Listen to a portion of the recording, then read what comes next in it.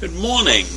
It's Wednesday, January 19th. And in the wake of the Texas synagogue incident, top officials at the FBI and the Department of Homeland Security sent out a letter warning people that faith-based communities will likely remain targets for violence.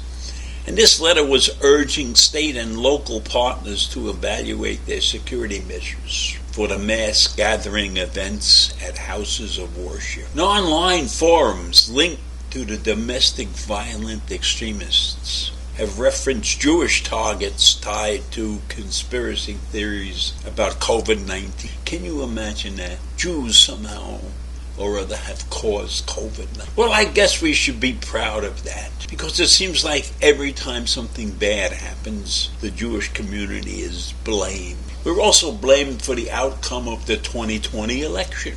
And get this one, this is the best of all, I think. We have a far-reaching influence all around the world. We are blamed for the Taliban taking over Afghanistan and the resettlement of the Afghans in the United States.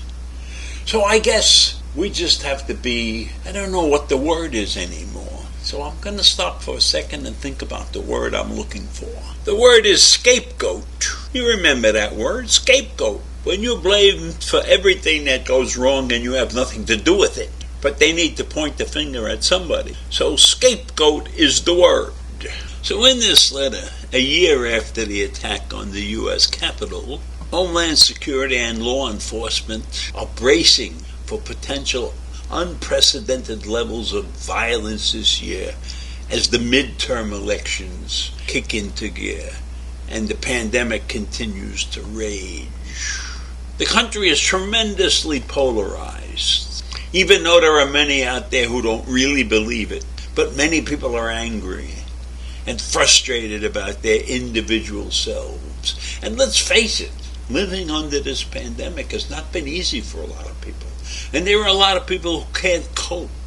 And there's reasons why they can't cope, and a lot of those reasons are legitimate. But then, as we said before, if you have a scapegoat, you might feel better about what's going on, right? So in this time of unstable economic conditions and the government restrictions, and the Supreme Court overturning things that make sense, and so all of this is contributing to an environment that perpetuates, I think, it perpetuates violent activities in people who don't have any other way to release the tensions that have grown up in their bodies. Now, last month or so, there was a string of unrelated things.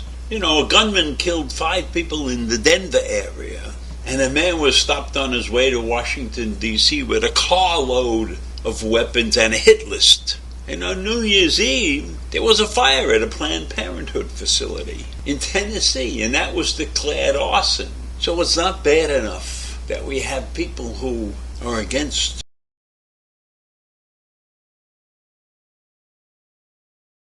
abortion rights, but they're going to burn down Planned Parenthood facilities. Now, all of these things coming together indicate that this nation is a very unstable place to live, especially when you've got Omicron hanging over your head and you're working in conditions that you didn't really ever dream of working in. So we as a nation are not mentally prepared to deal with this. And maybe there should be a psychiatrist on every corner or something, or a psychologist on every corner, so that people can vent and not go around attacking others.